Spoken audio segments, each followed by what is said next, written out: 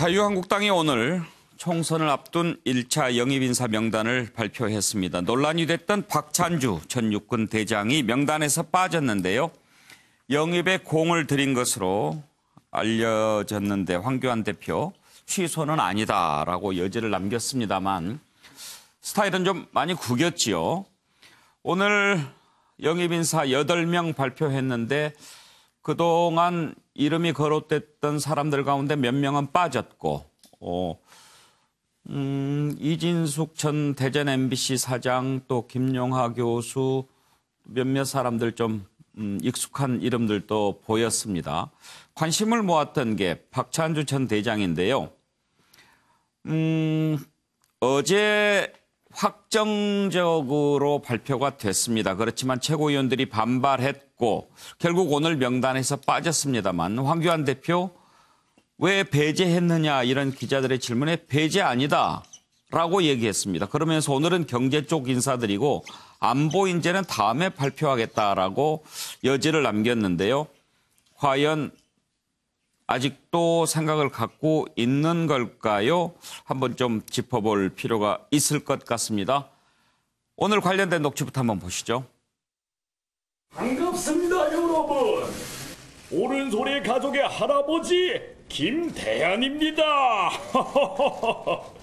오늘 자유한국당에 새로운 가족이 온다는 이야기를 듣고 우리가 대표로 환영하러 왔답니다. 대한민국의 미래가 내년 총선에 달려 있습니다. 또 총선 승리는 우리 당의 변화와 혁신에 달려 있습니다. 여러분과 같은 새로운 인재들이 적극적으로 함께 할 때 우리 국민들께서도 우리 당의 변화를 믿어주시고 더 큰 신뢰와 또 지지를 보내주실 것이라고 생각합니다. 대한민국을 미래로 미래로 미래로. 오늘 그럼 박찬주 대장을 영입 발표해서 배제하신 것은 가장 큰 이유가 뭔가요? 지금 내 말씀 들었습니까? 배제라니요. 정말 귀한 분이에요. 오늘은 이제 경제에 주력한 첫 번째 행사였습니다. 앞으로 이제 안보 부분에 관한 인재들도 여러분들에게 말씀을 드려야 할 텐데 그런 기회가 또 있을 겁니다. 저희들은 금시초문이었고 언론을 통해서 저희들 들은 얘기 정도 아직 확정된 건 아니었잖아요, 그죠? 그런 정도로 알고 있었습니다. 영입 인사로 적합하냐에 대해서 우리 최고위원들 회의가 있었고요. 그래서 이제 대체적으로 의견이 좀 모아졌던 걸로 그렇게 보면 되겠습니다. 개인적으로 우리 당이 앞으로 영입 1호는 저는 청년이어야 된다. 영입 1호에 대한 상인수도 매우 높지 않겠습니까? 그래서 조금 더 그런 부분에 대해서 좀 더 신중하게 영입하는 작업을 좀 해야 되지 않을까 이런 생각을 좀 많이 가지고 있고요. 예, 장성철 소장. 네. 황교안 대표가 박찬주 전 대장 영입에 상당히 신경을 많이 썼다고 하더군요. 네, 대전까지 내려가서 만나서 꼭 같이 일하고 싶다라는 그런 여러 가지 얘기들을 했다는데 저는 기본적으로 저런 논란이 벌어진 것 자체가 실패작이라고 생각을 합니다. 어쨌든 저러한 인재 영입은 가장 중요한 총선의 정치적인 행위인데 그것은 새로운 감동을 줘야 돼요. 근데 저건 새로운 감동이 아니라 불필요한 논란만 지금 제기하고 있습니다. 이건 상당히 지금 한국당으로서는 되게 아픈 부분이라고 생각이 들고요. 황교안 대표가 분명히 차차 좀 좋은 분들을 영입할 것이다. 이렇게 말씀을 하신 것에 다시 한번 기대를 가져야 될 것 같다는 생각이 듭니다. 근데 하지만 저렇게 논란이 되는 인물에 대해서 이렇게 좀 거부사를 밝히고 좀 영입을 뒤로 미루는 이런 자기 정화 기능이 있다라는 것 자체는 좀 다른 당보다 특히 여당인 민주당보다는 훨씬 나은 모습이라고 생각이 듭니다. 근데 하지만 제가 황교안 대표의 오늘 말과 여러 가지 결정에 대해서 큰 우려를 표할 두 가지 상징적인 일들이 벌어져서 참 걱정이다라는 생각이 들어요. 그러니까 아까 기자들과 얘기를 하면서 아니 왜 내 말 뜻을 이해를 못하느냐 답답하다라는 식을 말을 했고 또한 동문서답 얘기를 했어요. 이런 것들은 상당히 좀 지도자로서 좀 냉정한 모습을 보여야 되는 것이 그 지도자의 모습인데 약간의 좀 감정을 드러낸 것은 큰 잘못이 아닐까라는 예. 생각이 들고요. 지금 우리가 지금 아이템은 아니지만 오늘 한국당에서 총선 기획단을 발족을 시켰어요. 예. 그래서 총 12명의 총선 기획단 인원이 있었는데 그 우려스러운 게 단장, 팀장, 간사 이 세 분이 다 영남 분들로 돼 있어요. 그러니까 지금 총선을 치를 때 전통적으로 한국당 같은 경우엔 영남 지역은 공천이 어렵지만 공천 받으면은 본선은 좀 쉽게 간다. 나머지 수도권이라든지 충청권이라든지 강원권 이쪽은 본선이 더 어렵다. 이렇게 생각을 하는데 이 영남권에 있는 분들하고 다른 지역에 있는 분들하고 총선을 바라보는 시각이 달라요. 예. 그렇기 때문에 그분들로만 지금 총선 기획단을 꾸렸다? 이것은 상당히 정무적인 판단이 좀 잘못되지 않았을까라는 생각이 들고 예. 차차 좀 보강을 했으면 좋겠다. 그런 걱정까지 들더라고요.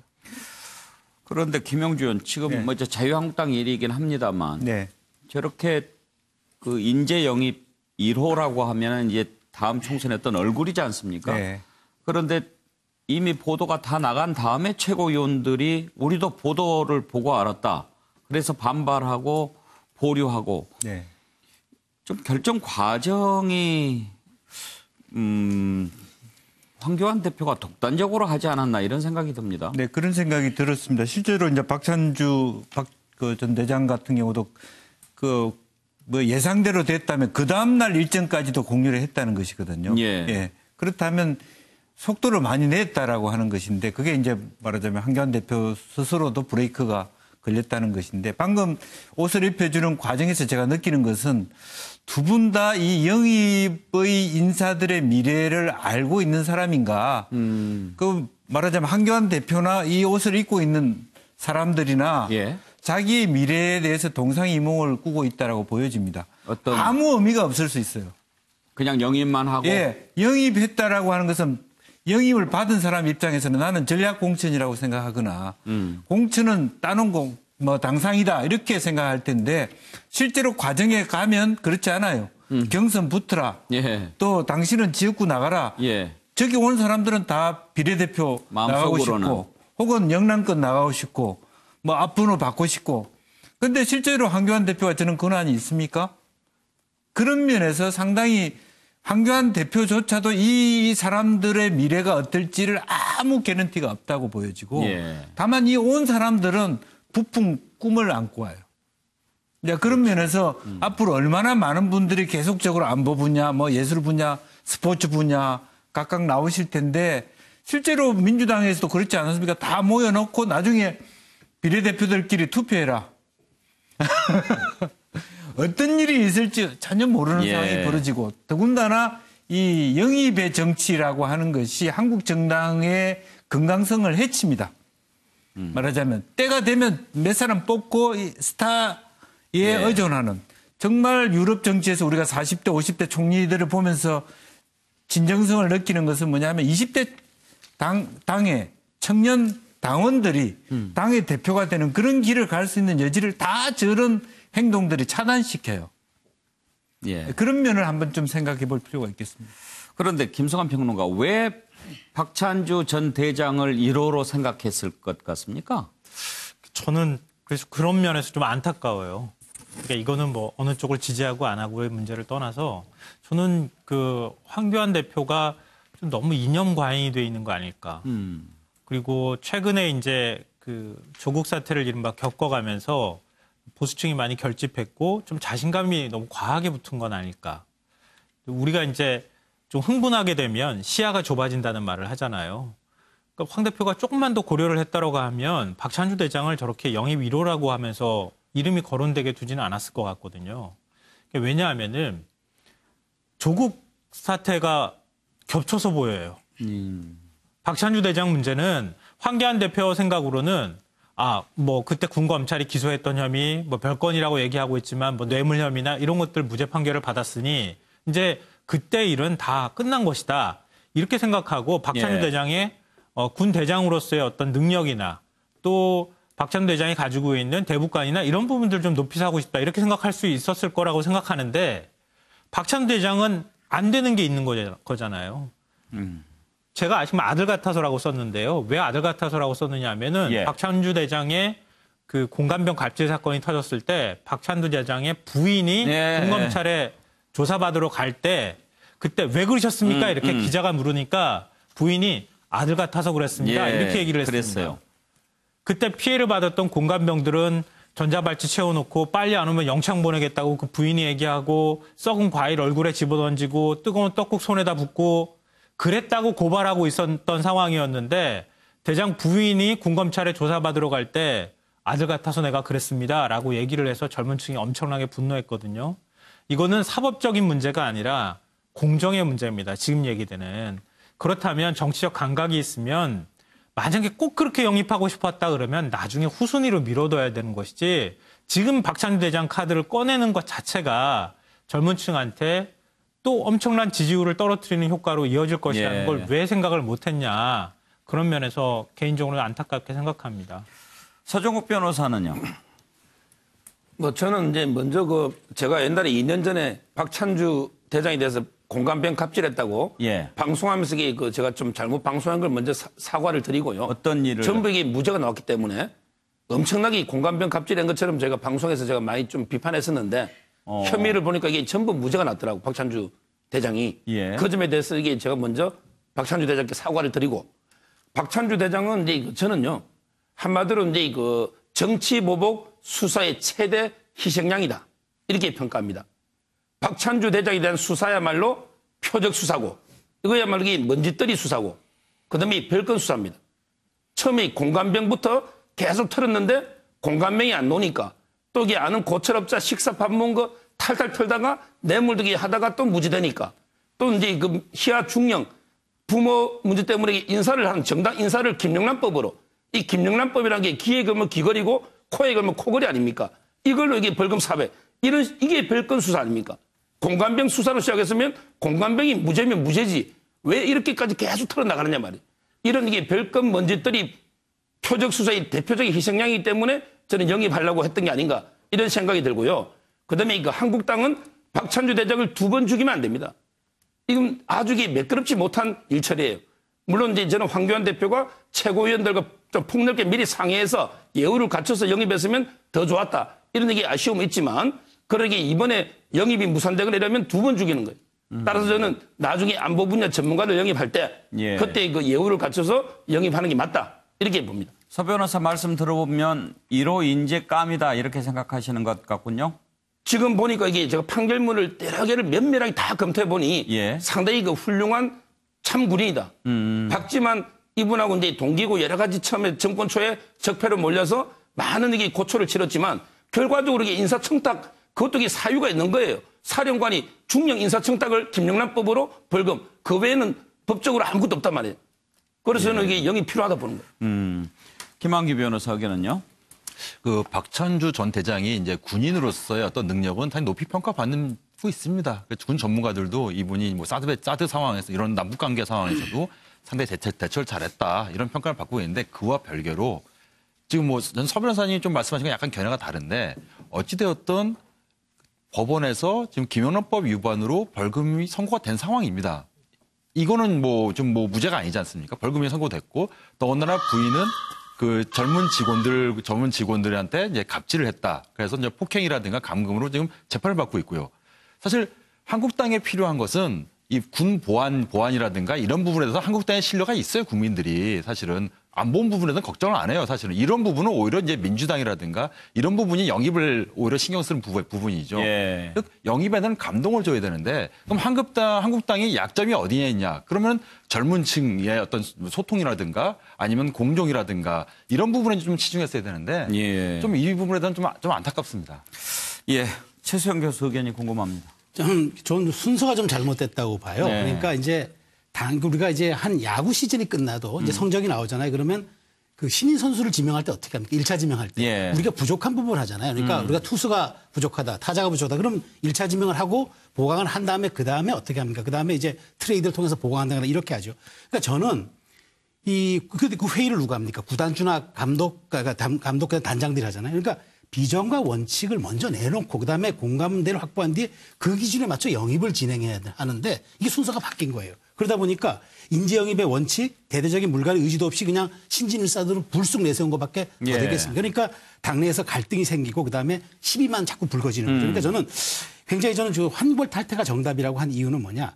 지금 사실 한국당은 대한야당으로 먼저 인정받는 게 중요합니다. 그다음에 수권정당입니다. 수권정당의 욕심을 부려가지고 섀도우 캐비넷을 구성하듯 이렇게 비치면 안 됩니다. 그래서 저는 인적 혁신에 대한 혹시 황 대표가 좀 조급증이 있었던 것 아닌가.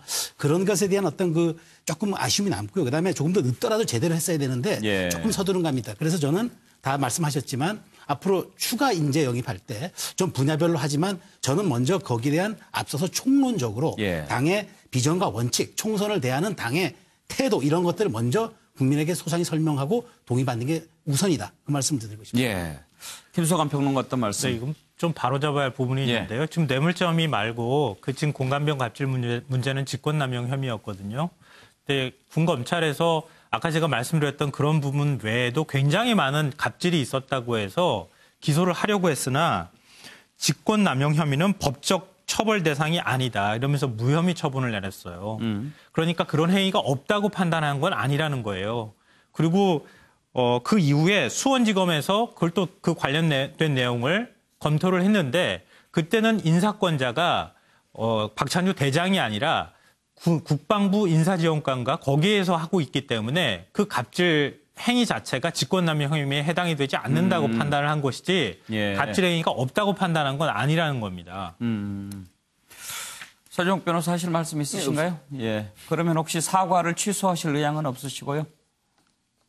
일단 이게 법적으로 직권남용이 안 된다고 무혐의 났으니 나머지 사실은 저희가 알 수가 없지 않습니까? 저는 이게 판결문이라 저는 그것만 보고 제가 분석을 하니까 나머지는 제가 실제 진실을 잘 몰라요. 그러니까 그때 군 검찰에서 그런 갑질이 있었다는 사실은 수사를 통해서 확인을 해줬어요.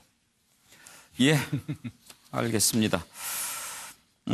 지금 이제 황교안 대표가 공천 1호 영입인사로 박찬주 전 대장을 지명했다가 또 하루 만에 이렇게 또 보류하고 이러면서 황교안 대표 리더십에는 문제가 없을까 그런 의문이 제기가 되고 있는 상황인데 이 와중에 나경원 원내대표와 또 갈등설까지 나오고 있습니다. 지난번 패스트트랙 관련 의원들에게 공천 가산점을 주는 것과 관련해서 황교안 대표가 나중에 나는 그 가산점 얘기를 한 적이 없다. 그런 얘기를 하면서 투톱 체제에 문제는 없는가 이런 얘기가 나오는데요. 그 관련 발언 한번 들어보시겠습니다.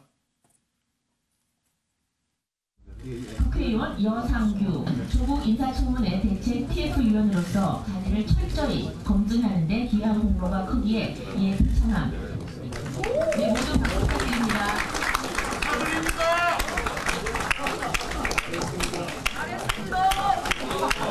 이 잘못된 패스트트랙에 대해서 저항을 앞장서서 하신 분들입니다. 따라서 당연히 수사 대상인 분들은 앞으로 공천 과정에서 가산점이 있을 것이다. 임금님이 빨개 보셨대요. 임금님이 빨개 보셨대요.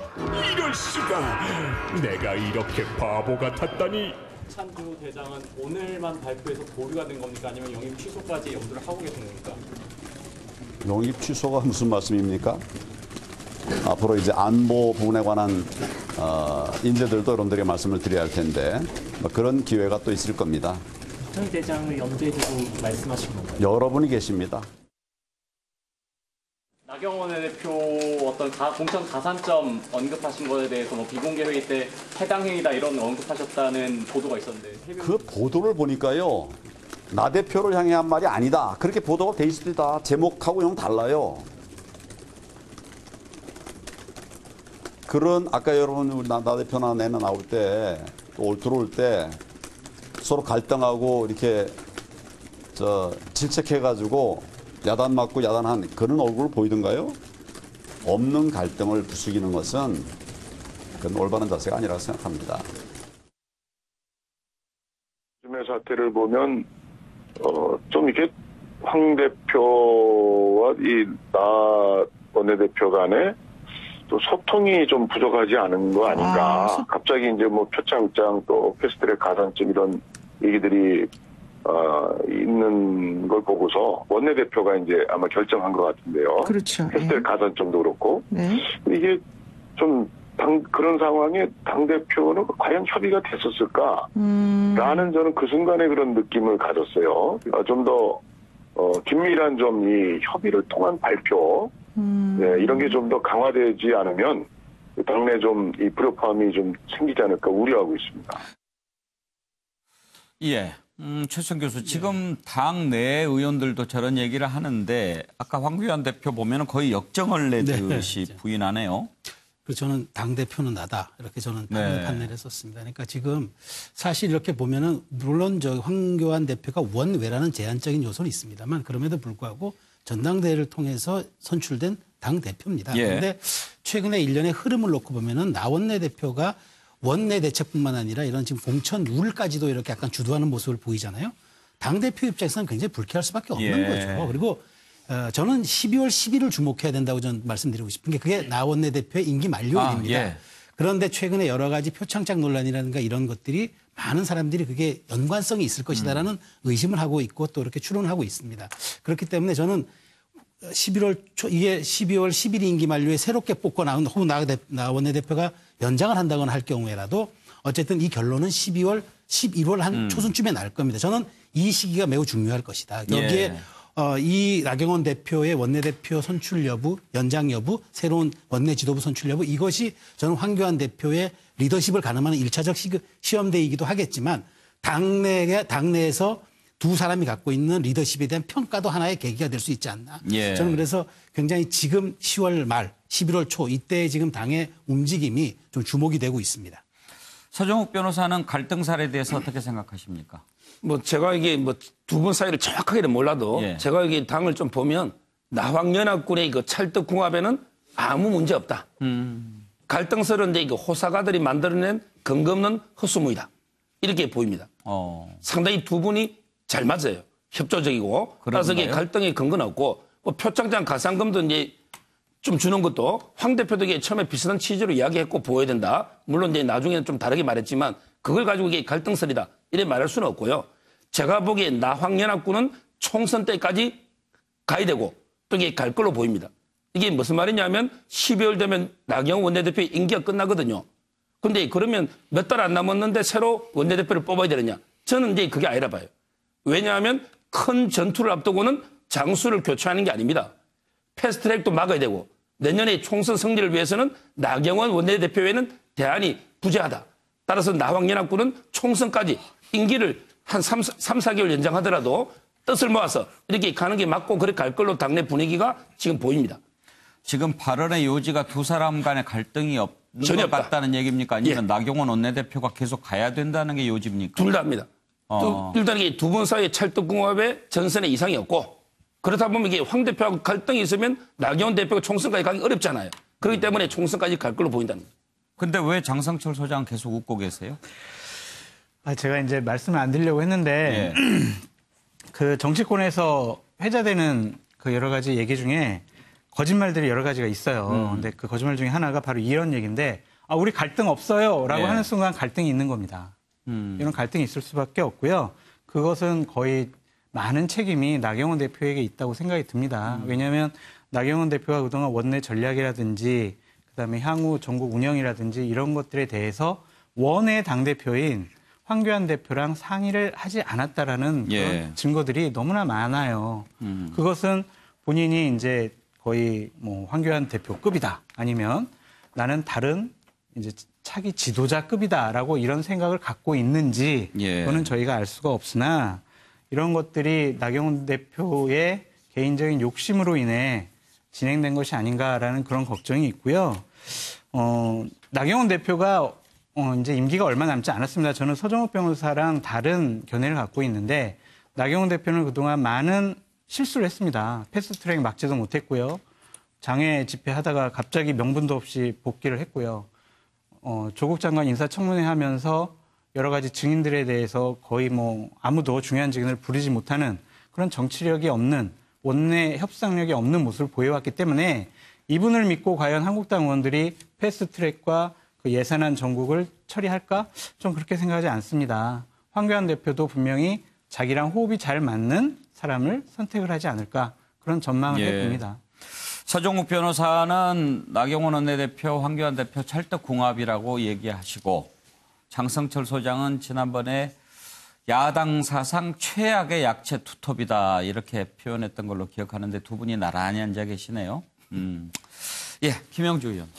무슨 뭐 나경원 대표가 사실은 황교안 그 선수나 그런 걸 보면 황교안 대표를 잘 보자 하면서 원외에 계시니까 또 이 경륜은 높지만 사실은 정치 경험이 없으니까 이렇게 좀 이끌어가고 밑에서 여러 가지 역할을 해야 되는데 본인이 그렇게 일했던 경험이 없는 것 같아요. 또 하나는 멀리 내다보는 힘이 약하다 보니까 제대로 된 보필을 뭘 해야 될지도 안 해봤고 못하는 이제 그런 부분에 있어서 황교안 대표가 마음속으로는 뭐 미워하기 하겠습니다만은 좀 부족함 또 뭐 섭섭함 이런 것이 못지않게 나왔습니다. 최근에 특히 자기가 뭐 상을 주면서 이 상을 준 배경은 또 대표한테 미루는 이것이 잘못됐을 때 책임은 또 대표가 지게 하는 이런 것들이 조금 우리가 보기에 갈등이 있을 수도 있지 않겠는가를 이렇게 생각하게 되는 배경입니다. 그래서 제가 리더십이라고 하는 것에서의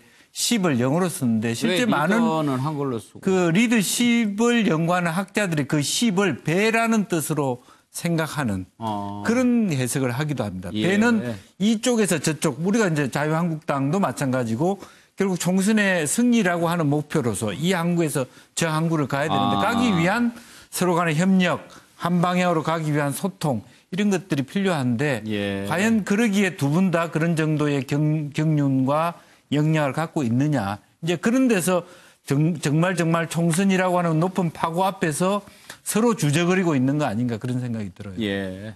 그걸 강조하려고 그렇습니다. 따로 쓰셨군요. 옛날에 차 모 패널이 있었을 때 같으면 제가 한마디 했을 텐데. 리더를 영어로 못 쓸까 봐. 그 리더는 원래 이제 이끈다는 뜻에 옮긴다는 뜻에 리덴이라는 뜻에서 왔고요. 그래서 10이라고 하는 건 기술이라는 뜻을 갖고 있지만 실제로는 다 리더십의 핵심이 변화, 옮긴다는 뜻이기 때문에 대를 연상시키는 뜻으로 그렇게 표현하는 것이죠. 김성환 평론가는 갈등세를 어떻게 보고 계십니까? 그러니까 저는 황교안 대표가 뒤늦게 깜짝 놀랐다 이렇게 생각합니다. 그러니까 나경원 원내대표가 넘지 말아야 할 선을 넘은 거예요. 왜냐하면 공천권을 갖고 있다 그러면 누가 갖고 있습니까? 원내대표가 갖고 있습니까? 아니면 당대표가 갖고 있습니까? 궁극적으로는 당대표가 갖고 있는 거예요. 근데 나경원 원내대표가 공천과 관련돼 있는 문제들을 자꾸 건드린 거잖아요. 표창장 주는 것도 그랬고 가산점 주는 것도 공천 가산점을 원내대표가 자기가 마음대로 주니 마니 이런 얘기를 하기가 어렵잖아요. 그러니까 황교안 대표가 처음에는 그게 어떤 의미인지는 잘 몰랐을 수도 있겠지만 아마 제가 볼 땐 주변 참모들이 이거 안 됩니다라고 강력하게 건의했을 거예요. 그래, 이게 아니구나. 나경원 원내대표가 저거 건드리면 안 되는 겁니다. 라고 황 대표한테 강력히 건의했고 황 대표가 뒤늦게 깜짝 놀라서 이건 아닙니다라고 얘기했다는 얘기는 뒤집어서 얘기하면은 나경원 원내대표가 권한을 지나치게 행사하려고 하는 것을 황 대표가 이제 눌러야 될 때가 됐다고 볼 수도 있고요. 그걸 일정하게 갈등으로 해석한다면 저는 갈등이 될 것이다라고 생각합니다. 그러면 갈등설은 지금 황교안 대표는 부인하고 있잖아요. 그런데 이제 그 지금 얘기했듯이 여러 가지 행태들이 황교안 대표의 권위에 도전하는 것이라고 만약에 인식하고 있다면 갈등설을 부인하지만 황교안 대표 내심으로는 12월 10일 임기 때 원내대표를 바꿀 생각이 있을까요? 없을까요? 아마 제가 주변 참모라면 바꿔야 합니다라고 얘기할 것 같습니다. 앞서 뭐 나경원 원내대표 외에 대안이 없다는 식으로 말씀하셨지만 자유한국당 의원 오늘 황인철 의원 의원직 상실령 받아서 이제 110명 됐거든요. 나경원 원내대표 빼면 110명 있습니다. 그러니까, 서종욱 변호사는 아까 109명이 있습니다. 109명 중에서 삼선인 의원들 여러 명 있거든요. 그러니까 원내대표를 할 사람은 있을 거라고 보는데요. 문제는 나경원 원내대표가 이렇게 공천에 대한 욕심을 계속 부리게 될 경우에는 당에서 대표랑 계속 부딪힌다는 거예요. 그럼 서로 간에 동상이몽하게 되고 지금 뭐 당이 그러지 않아도 물갈이 못한다고 얘기하고 친박이 앞으로 어떻게 될 거냐 얘기하는데 양쪽에서 힘을 발휘하기 시작하면 당이 어디로 가겠습니까? 아마 황 대표가 그 부분에 대해서 지금 심사숙고하지 않을까 생각합니다. 예, 자유한국당 들여다봤습니다.